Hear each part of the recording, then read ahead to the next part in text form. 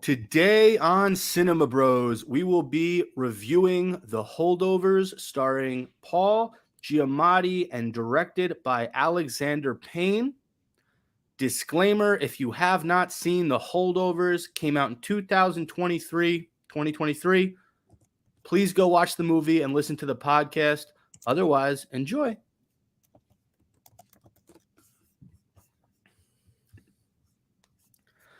All right, welcome to another edition of Cinema Bros. We're your hosts and brothers. I'm Spen. He's Nick. The Holdovers. This was our Christmas movie. So for those who are unfamiliar with Nick and I's Christmas routine, every single Christmas morning, early afternoon, we go to our parents' house and we do Jewish Christmas. And Nick, tell the audience what Jewish Christmas consists of. Chinese food and a movie, baby. I'm discovering that a lot of people who celebrate Christmas actually want to do a Jewish Christmas during Christmas.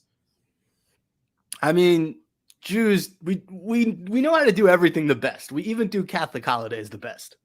I would agree with that 100%. And nobody could ever argue that ever.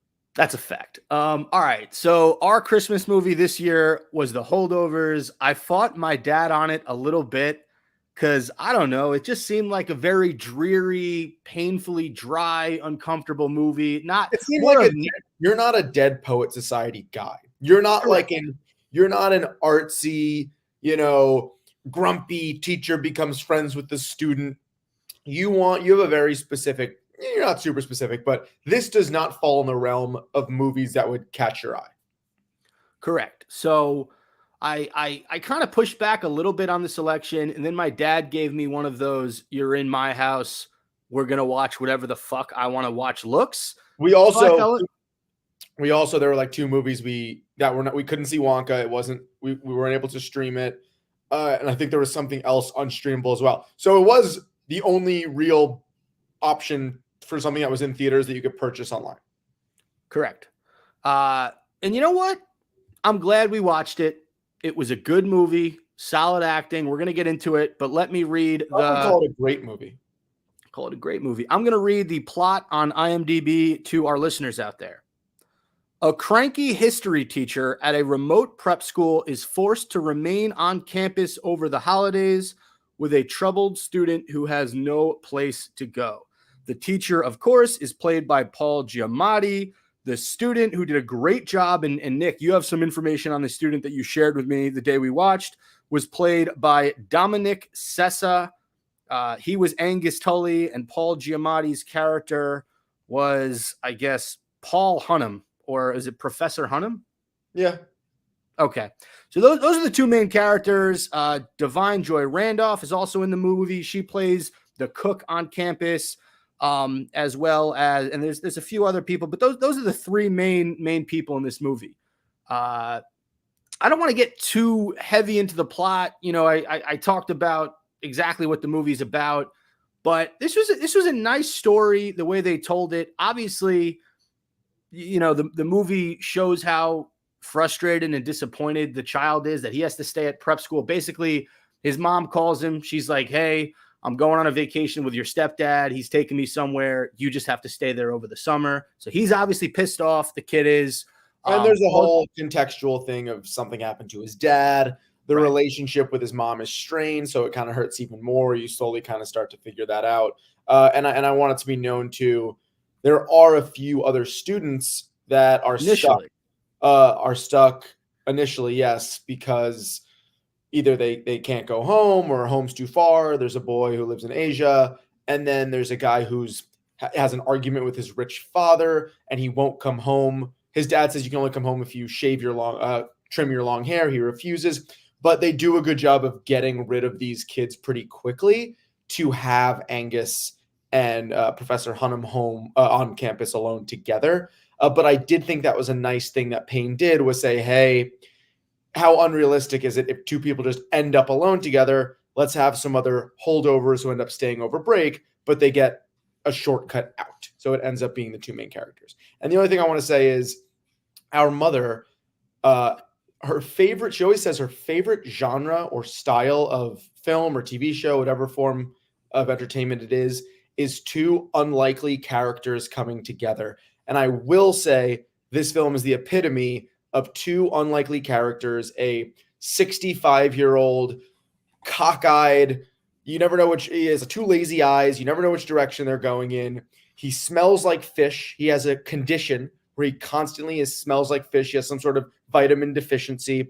He's crabby. He's angry. He's that stickler for I'm teaching these kids not what they want, but what they need in a society that kind of holds the kids' hands and tries to help them get into good colleges. He makes them earn it. So every student hates him.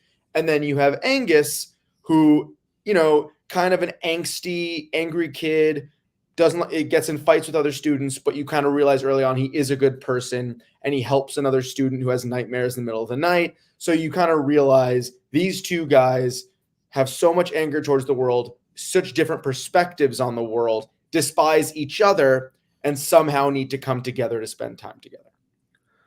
Yeah, to kind of set the scene as well, the prep school that this movie takes place in is in the New England area. Think Massachusetts, Western Massachusetts. Think wintertime. Snow is on the ground. They're inside most of the movie because it's pretty cold outside. And Paul Giamatti is the type of teacher that nobody wants in high school or college or whatever school you're in. He's the stickler, right? As Nick put it, he's the guy. He gives too much homework. He gives you pop quizzes. There's a whole scene in the very beginning of the movie, Nick, and I'm trying to remember here. But he gives the kids, every kid fails his test, and he gives the kids another opportunity, I think, to retake it after Christmas break. So they have to study during Christmas break, and it's going to be all new material. So Dominic, right? Or I guess his name's the actor's name's Dominic. Yeah. Angus in the movie pushes back, and the teacher goes, "Okay, fine. You guys can keep the grades, and you can thank Angus." Like he's a dick. He's a dickhead of a teacher. 100%. They set it up very well where the audience also does not like Paul Giamatti's character. He is very unlikable, but I will say, and this is something I know we'll discuss as we go along in this podcast, he is hilarious. Like, yes, he's a dick. Yes, he's unlikable. You kind of know it's a little bit predictable in a movie. You've seen the trailer. You know he's going to end up having a soft side. But I would say the most pleasant surprise of the film, and I don't know about you, we laughed out loud like 5 to 7 times at just some of the ridiculous colloquialisms that Paul Giamatti says. He almost speaks like he's like an 1860s general, and he has these long-winded ways of explaining things and getting angry and these diddly-doos and you pathetic waste of an excremental stew. Like I'm not going to remember the ones we really loved, but you hormonal vulgarian. Yeah, vulgarian was a word he used. And he says it with so much conviction. And we will say this a million times, Paul Giamatti is phenomenal in this movie. He's freaking hilarious, does exactly what he needs to do, and ends up kind of stealing the show at the end. But all I wanted to say was that whole gist was the movie, for those who haven't seen it, is very, very funny in an unexpected way, which I really appreciated. Like you said, two unlikely characters coming together. Here you have Paul Giamatti, who's witty. He speaks like he's a poet. His vocabulary is very distinct. It's particular. And then you have this teenage kid who does not want to be there. He wants to be home with his family. And they don't really get close. They don't start bonding, Nick, until the other kids leave. Yes. So once the other holdovers leave, it's funny that the movie's called The Holdovers because you think it's a group of kids. It's really just Paul Giamatti. It's the kid, and then it's the chef who's stuck there over break as well, who lost her son. And right. You know that super early on. So the woman, I'm sorry, I'm forgetting her name in the movie. I got her name. Her name is Mary Lamb in the movie, and the actress is Divine Joy Randolph. Thank you. So Mary, like Spen said, is the chef in the cafeteria. She's there over break, and you find out early on her and Paul Giamatti have a very cordial relationship. They stay up late and watch TV together on campus when there's nothing else going on. You find out very early on her son passed away because he went and joined the army. And her kind of whole backstory was she sent him she's black. Her son's black, obviously, too. So she sent him to the school to get a better education. And her whole thing is he still ended up not being able to go to a good college because she couldn't afford it, still ended up joining the army, and still ended up dying in battle. So she stays on campus just for the company because she's lonely. And she kind of does end up being a third person in this camaraderie and relationship that builds with Paul Giamatti and Angus, I should say, Paul Hunnam and Angus, the characters' names. And she was phenomenal, and she ends up kind of being more and more a part of the story as time goes on, which I appreciated because she was a great character. She was awesome. I mean, in terms of acting, Well, I don't I need think. to specify that her son was also black in addition to her. Yeah, I don't know why you said that. And you know, there's a great, just to kind of give you an idea of the comedic relief that this movie provided. So there's a scene where Paul Giamatti's character is remembering Mary's son, and he says to her, he goes, "He was a great kid. I had him one semester. Very insightful." And Mary goes, "Mm-hmm. He hated you. He said you were a real asshole." And Paul Hunnam goes, "Well, like I said, sharp kid, insightful." Like, Yeah. that's great. Like he Hunnam is very kid. aware. He's very Right. aware of how he comes off. And you know, it's that trope of he knows he's an asshole, but fuck you because he has good reason to be. He was never dealt a good hand, and that's just how he is, and you take him or leave him, and he's not changing for anybody. But yeah, another example of a really funny line is the one you just said. No, they have a great banter, and you can't really tell if she likes him. I think she tolerates him in the beginning, but kind of as the movie goes and Angus kind of breaks through to this softer side of Paul Hunnam, I think Mary starts to appreciate him more, and their relationship grows as well. So in terms of the movie's overall, I guess, structure, there aren't a lot of exciting events in this movie, right? Because most of it takes place at the school. So I thought her best scene, Nick, and tell me if you think I'm wrong, they get invited to a local party from a teacher who works at the school. She's having people over for the holidays. Paul Giamatti's character has a thing for her. And then when they get to her house, you find out she's in a relationship. She has a man. So he's a little bit disappointed in that, but he goes to this local party, this fellow teacher's party with the child and with the chef, played by Divine Joy Randolph. And she's just so good. The second she gets there, she starts drinking a lot. And I'm sorry, they also went with the janitor. There's one more character, a male janitor. He does not have a ton of lines in the movie, but he attends the party with them. And she's just so, you know, they show her at the party and she's drinking and music comes on and she dances a little bit. And then at the end of the night, she just breaks down and starts crying because of all the pain and hurt that she's been through losing her son. And I just, you know, even though there aren't a lot of, and then also, you know, in that scene, the janitor tries to console her. She pushes him off. She goes, "Get off me."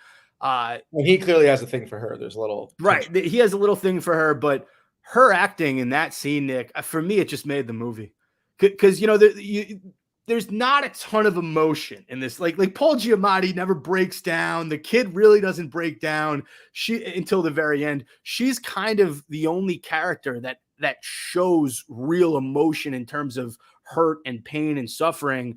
And I just thought she did such a phenomenal job. She won a Golden Globe for Best Supporting Female Actress in a musical comedy motion picture. I thought that scene really encapsulated her performance. I agree.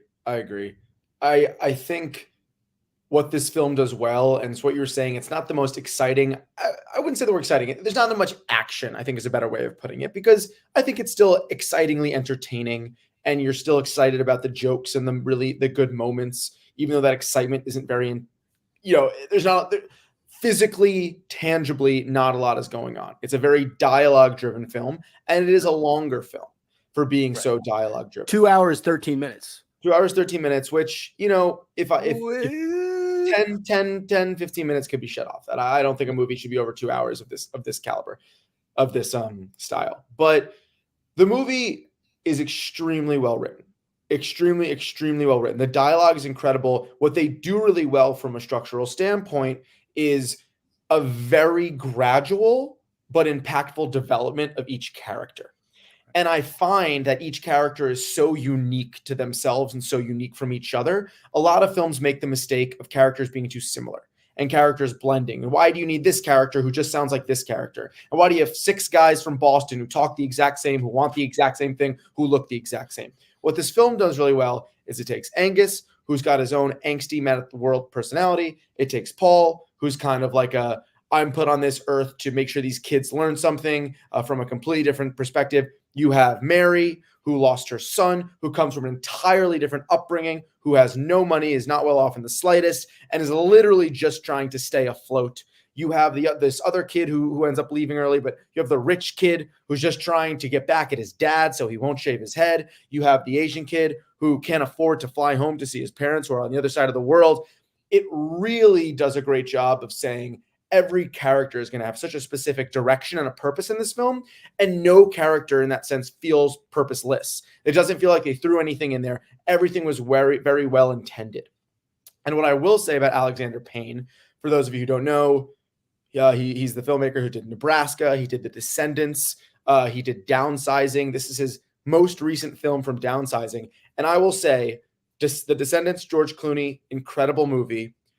Downsizing really fell off, right? Matt Damon getting shrunk into a person. I thought the concept was brilliant and it was terribly executed. Damon didn't even want to be associated with it afterwards because he thought the editing and the post was terrible. This was such a great comeback story for Payne, and he kept it so simple.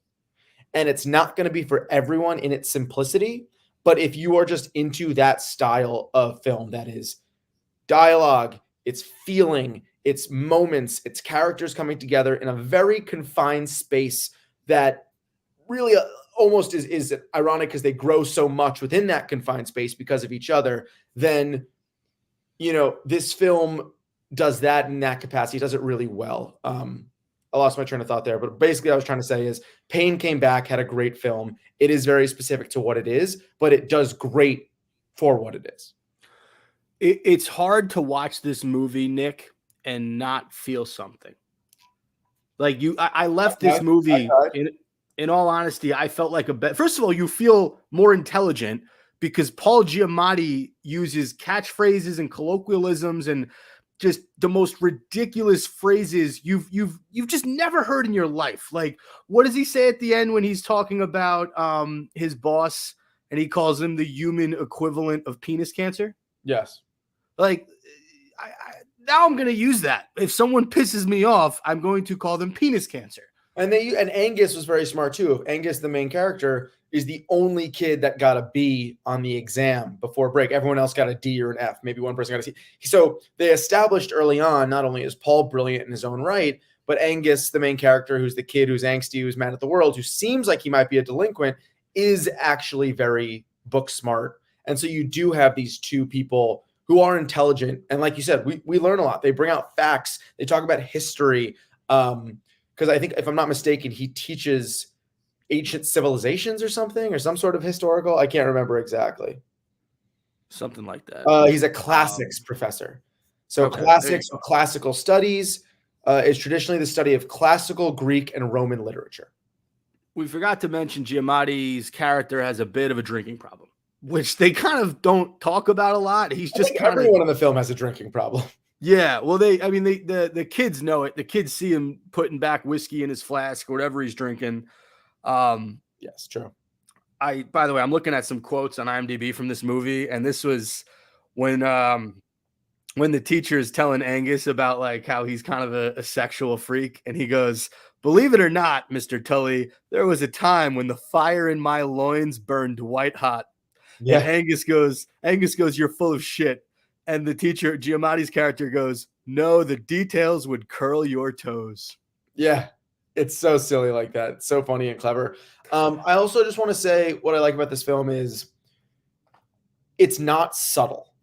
They're very blatant with their feelings and their hatred towards each other, which I really like, because not a lot of films beat around the bush, right? But their literal dialogue in this film is, nobody likes you, right? Everybody hates you. That's why everybody hates you. Well, you're not liked either. Nobody likes you. You're not easy to get along with. They really call each other out, which I think is a really good tool to help people get through things, because you call someone out for it, they completely acknowledge it, and they can kind of grow from it. So in, the allotted amount of time of this movie, which is, I think it takes place over a week and a half. It's the entire Christmas break, maybe 2 weeks, 10 days, 2 weeks. They grow so much because of their ability to push each other so hard. And so that creates this entertaining insults back and forth. Right. The kid out of angst when one scene Angus is running away from Paul Hunnam. He's not allowed to go in the gym during Christmas break. And just because he can't fucking stand to be alone with his teacher anymore, he jumps off of like a gymnastics, I don't know, the thing called the thing you jump off of and do flips, and he hits the ground, screams. You find out there was no mat behind it, and he breaks his arm. So, or dislocates his shoulder. So it really does a good job of just putting these moments intensely in your face and forcing the characters to grow from them. I think while they're running, by the way, the dialogue is Paul Hunnam, you just earned yourself a detention. Angus Tully, being with you is already one big detention. Paul Hunnam, son of a bitch, that's another detention. Yeah. They have great chemistry. I think the word you were looking for was springboard, right? Was that a springboard? I think you're right. I don't know.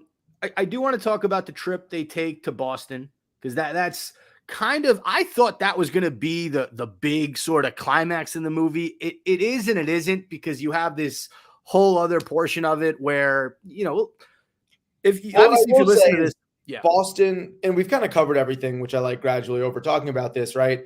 End up alone on spring break, go to this Christmas party. Mary has a breakdown. Winter break, not Christmas. Winter break, sorry. Winter break, yeah. They all get closer from it. And then just as Paul and Angus, the teacher and the student, are starting to get along, they go on a trip to Boston together, and you think like they're finally friendly. They're finally giving each other, some smiles and some laughs and some insight into the world. And you're like, wow, they're really getting along well. Boom. Angus runs away in Boston, and I'll let Spen kind of lead into why and where that ends up. Well, he tells his teacher his father is dead earlier in the film. You find out that that's a lie. His father is in a mental institution, and he goes to see his dad, and it kind of plays out how you would think it played out. Like, his dad is clearly mentally disturbed. He can't really have a real meaningful conversation with his son. And that's that it kind of, this thing that this kid wanted in the entire movie is to be with his family. And in that moment, you kind of realize that it was never going to be what he wanted. Even if he got to go home and be with his mom and be with his stepdad, he was never going to have that family dynamic that, you and I are lucky enough to have with our parents. And there's a lot of people out there that have parents that care about them. And unfortunately, for this kid, and I'm not saying that the dad didn't care about him in the movie, but he couldn't have a relationship with him because of where the father was. I mean, the dad was like completely delirious. Like he could not. Well, he couldn't hold the conversation. Is sitting down with him, and he literally is telling his dad about his school and how much he misses him. And he's just really trying to see if there's anything left in his father's mind that could recognize him or recognize what's going on in the real world. And when he goes on this entire, opening up to his dad and trying to connect, I believe his dad says something along the lines of, I think they're putting something in my food. Right. Which, like, for a moment, and I think his dad says to him before that, like, lean in, I have to tell you something. And they're like holding hands, and they really set you up to think the dad might say like, I miss you too, or I love you, or I'll see you soon. And he literally just says something that a mental patient would say. And it was very sad. In a weird way, Nick, in that scene, you kind of realize that Paul Giamatti's character was more of a father to this kid than his real dad ever was. Yeah. And I think, well, no. I think the point, he is a fatherly figure, but he said his dad was good until he was like 15, 16. Like this really came on later in his life. So it did seem like he did have a great family. I will say this film does a good job of plot twists like that. I did not expect that. You knew something was a little fishy with his father. Where was he going? Was he going to the gravesite when he ran away? Is his father with a new family? But it did throw you for a bit of a curve there, which I thought was very well done. And whereas I said before, it is it's predictable in the sense that you know they're going to end up getting along, Paul and Angus. It's predictable in the sense you know it's going to have a nice ending where they kind of become friends. But they do all these little things differently than similar structured movies in the past, than similar types of, teacher student or older character, younger character connecting. And I think it was a very unique twist. And a lot of these types of things, like having a father who's in a mental hospital, and Paul Giamatti having relationships but never really being able to be with anyone, and Mary losing her son and just trying to find some connection to the outside, to anybody in the world. They do a good job of kind of, I don't want to say keeping you on your toes because it's not that type of movie, but I would say of a few pleasant surprises throughout. Yeah. And you brought up the ending. How did you like the ending? So Paul Giamatti, basically what happens is Angus's mother comes to the school. She finds out that her son visited, her ex-husband in a mental institution, and she immediately blames the teacher, right? The kid was under the teacher's supervision, so therefore it falls on Paul Hunnam. And you have an idea of We what like hit someone with the snow globe? Say it again. With the snow, we're talking about the dad. Yeah, no, well, I'm talking about when the mother eventually goes to the school and tells I guess it was the dean of students what happened. Right, that the father in the mental hospital, Angus had gifted him a snow globe. Yes. Okay, that was the part I was missing. So yes. Basically, Giamatti's character goes in there and he says it was his idea. He takes full responsibility because at this point, Angus is basically he might be expelled. And Paul Giamatti, whose whole, his sole purpose is being a teacher at this prep school that he went to, and all he knows is teaching. He sacrifices his job, and he tells the dean and the mother that this was his idea. He thought the boy should go see his father and to put it on him. And he ends up missing the snow globe. The father, Angus, had brought his father a snow globe. That was the gift, right? And the father used it to hit someone, had a violent outburst. Ooh, that's why the mother and the stepfather came to the school to say, how could you let, they thought it was Angus. So they said, our son did this. We want to take him out. And the whole threat was they're going to put him in military school. Right. And so obviously it's a clear effed up thing that happened. The dad had a violent outburst with the gift that Angus had brought him. So Angus really did screw up. Yes, Ben's holding a snow globe. But yes, Paul Giamatti, Paul Hunnam, says it was completely his idea. He takes full responsibility, thus getting fired in the process. But the resolution and kind of the saving grace in it all, one, Angus doesn't have to go to military school. He stays in school. And Paul Hunnam kind of leaves to see the world that he's talked so much about seeing. He goes to the boarding school that he went to himself. He had all these aspirations of writing a book, and he talks about writing a book. There's a word for a smaller book he keeps using because he doesn't think he could write a full book. He just wants to write a mini book. And he runs into, there's a scene, to give you context, where Paul Hunnam and Angus, while they're in Boston ice skating, run into a former classmate of Paul Hunnam's who says, "What are you doing now?" And he completely lies, Giamatti's character, to impress this guy. And Angus afterwards goes, "Why did you say that?" He goes, "Because I teach at the fucking school I went to. I'm not impressive." And you really feel this longing for something more that Giamatti's character has never been able to fulfill or try to find. So they kind of lead you into that ending knowing it's kind of a blessing that he gets fired because he could finally go be a person and have experiences and adventures. And I thought it was fantastic. Mary comes in while Angus is awaiting his fate from the dean, and she holds his hand and they kind of pray together. Giamatti comes out and says, Giamatti comes out, looks at him, and he goes, "It's this eye you should be looking at," because both his eyes are so fucked up and always facing in different directions that there's a part earlier in the film where Angus goes, "Which eye do I look at, by the way? I don't even know." So that happens, gets fired, and kind of, the couple days later scene, Giamatti's throwing the things in his trunk. Angus catches up to him, in his own words, gives him a thank you. And he asks him if he'd get a beer. And Paul says, "It's tempting, but no." And they have this perfectly firm yet sincere handshake while they just kind of nod at each other. And it is the most like tear-inducing scene of any movie. I know me and my dad were both bawling. Spen, I think you got teared up too. I wasn't looking at you. Come on, I'm a sucker for this, man. I was just bawling my eyes out. It's a hard movie to not cry at. I mean, you know, it's one of those movies where everything is negative. Paul Giamatti's character doesn't want to be there. The kid doesn't want to be there.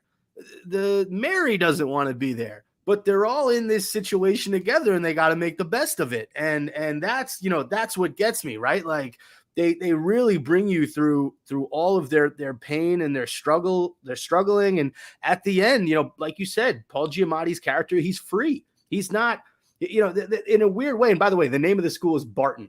Remember Barton Men Don't Lie? Yes. Yeah. It was masterfully done. And I just, you know, there's some really, really cool trivia I wanted to share with you, Nick, about this movie. Before you say that, I just want to add one moment that I just want the viewers to hear that I thought was very important in the film. As Giamatti drives away, he throws out a bottle of whiskey from the car that he stole from the dean, actually. But just implying new chapter, clean slate, not as much drinking. Right.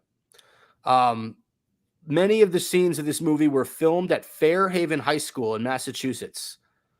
So that's interesting. It was at a high school. The entire film was shot in real practical locations. No sets or sound stages were used. Yeah. The fun fact I was going to mention before, what you teed up, was it was also shot at Deerfield Academy, where Dominic Sessa, who played Angus, the main character, actually went to school. And when they were scouting the school, they allowed students to audition because they, you know, looked like real students. So maybe we'd have some extras. Maybe we put some in the background. And Angus actually won the part of the main character of this film by going to Deerfield Academy. And this film just happened to come to Deerfield Academy. And it's his first major film role, which I thought was very cool. Staying on that topic, Nick, Paul Giamatti took credit for getting Dominic Sessa cast as Angus, claiming that he insisted on Alexander Payne giving him an audition after the latter expressed reluctance at Sessa's lack of acting experience in his resume. So Paul Giamatti kind of gave sign off, and I mean, their chemistry was fantastic. It was great. The kid was great. Do I think he deserved any nominations? No. I think he was great. He got the job done, but it's hard when you're acting with Paul Giamatti, who I think the world would agree is one of the best character actors to ever exist. But yeah, the kid is fantastic. He's 21 and he's from Cherry Hill, New Jersey. So shout out New Jersey. Shout out to our New Jerseyans. Two more fun facts and then we'll get to our rating. Paul Hunnam's lazy eye was Paul Giamatti's idea, and it started out as a prank on co-star Dominic Sessa before being incorporated into the script. That's very funny. That's pretty good, right? And then the last thing, I found this funny. So Divine Joy Randolph, who, like we said, I think at certain moments of this movie, she stole the show. I know Giamatti was great. I know the kid was good, but she was just on another level acting-wise. She's a non-smoker in real life. And throughout the movie, she smokes a lot. She thought that smoking fake cigarettes would look unrealistic. So she opted to smoke real cigarettes on screen for the role while being very sensitive about not becoming addicted to nicotine. She decided on American Spirit as the brand that she disliked the most and could quit easily after the filming wrapped. That's some pretty crazy method acting. That is crazy. That is You're crazy. Like a role that just didn't really, like, it's not like you're, you know, I think of a slick back hair, you know, guy with a long motorcycle jacket smoking a cigarette. Like, she was a chef at a prep school. And I understand they, you know, the movie takes place in the 1970s. A lot more people smoked cigarettes back then. I get it. But for her to just, she's not a smoker. She goes, nah, I'm not going to do the fake ones. Give me the real ones. But those are fucking disgusting. So let me smoke those. So after the movie, I don't want to smoke them anymore. Good for her, man. Like, she earned every fucking bit of that Golden Globe.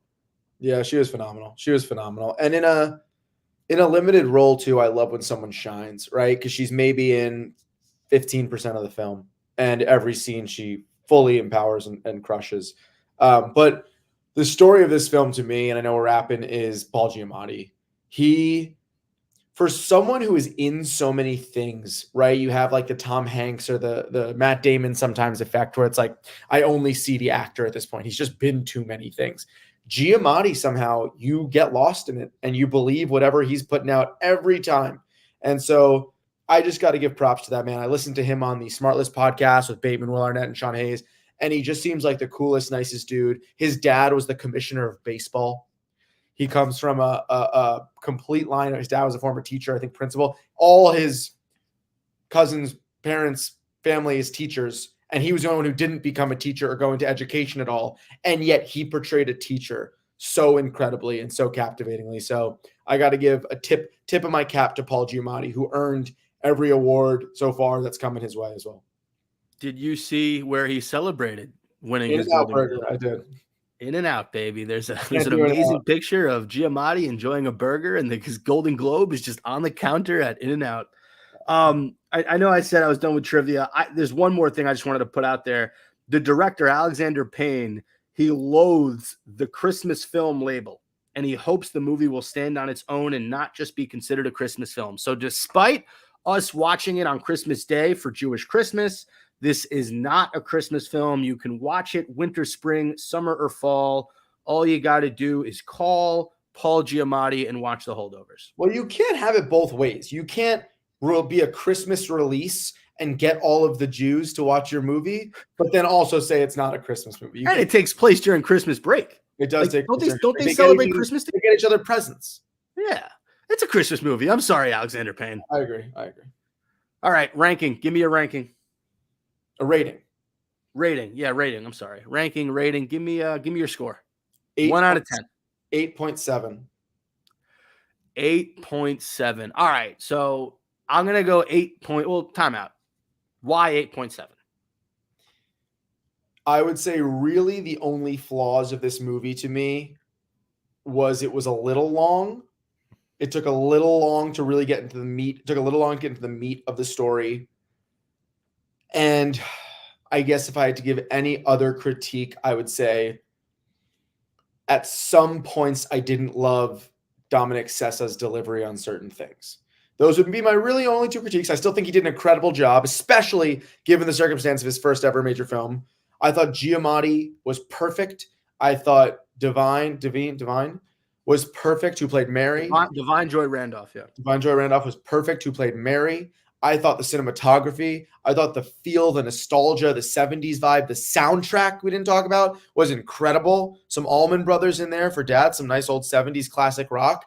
It was really just minor nitpicky things that didn't put it over a 9 for me. And the only other thing I'll say is it is hard to give a movie over a 9 if it's not, reinventing the wheel. It's kind of just doing something a little bit better, a little bit different, a little bit unique. But at the end of the day, it was a simple plot, which I think was its benefit. But that to me is never going to be like, that's a 9.7 movie.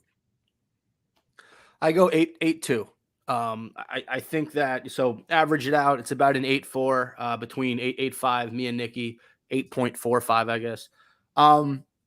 Agree that it was a little long. It could have been a little bit shorter. And it was just, I wish more happened. Like, the dialogue was great. Paul Giamatti was super witty. He made us laugh. Divine Joy Randolph's character made us feel a little bit. I'm not saying that any of that wasn't prevalent throughout the movie, but when I think back on it, and it was a 2-hour, 13-minute movie, it was a fucking long 2 hours and 13 minutes. There's like 3 to 4 things that happen throughout the movie, and that's kind of it. Like, the kids leave, they go to that party, they go to Boston. There's one scene where Giamatti and the kid go out to dinner and they get in a fight, like they get in an argument with some local like tough guys. And that was kind of it. Like, the rest of the movie, they're just at the school, which I was fine with, but I don't know. I wish there was more stuff for me to remember. And for that, I just think like you could have added a few more exciting events outside of the three of them just sort of having dinner.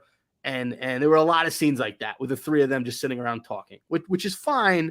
But if you do that too much, I'm going to lose interest a little bit. Agreed. All right. That was good. That was one of my favorite episodes of Cinema Bros, man. I enjoyed that thoroughly. I had fun.